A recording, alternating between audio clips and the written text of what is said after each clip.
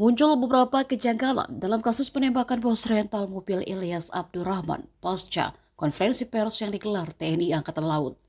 Ini dilihat oleh pengamat militer Institute for Security and Strategic Studies Khairul Fahmi. Sebelumnya, Panglima Komando Armada TNI Angkatan Laut Laksamana Madya Dr. Denny Hendralta mengungkap jika oknum TNI yang melakukan penembakan menggunakan senjata inventaris dari Satuan Kopaska.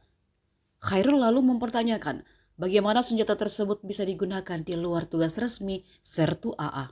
Karena menurutnya penggunaan senjata dinas sangat diawasi ketat termasuk dalam hal amunisi. Pelaku semestinya sadar akan resiko tinggi jika menggunakan senjata dinas untuk tindakan tidak sah.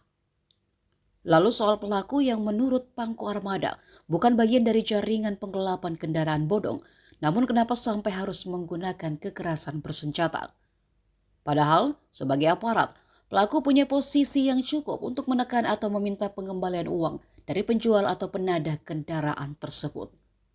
Selain itu, pelaku pastinya sadar dan pahami resiko hukum dari membeli kendaraan bodong. Kemudian penggunaan senjata api untuk menghadapi warga sipil dalam kasus penembakan bos rental jelas tidak proporsional. Langkah itu harus ditelusuri lebih lanjut.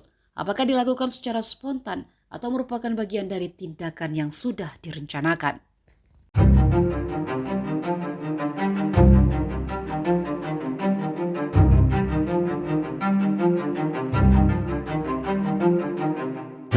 Download Tribun X sekarang, menghadirkan lokal menjadi Indonesia.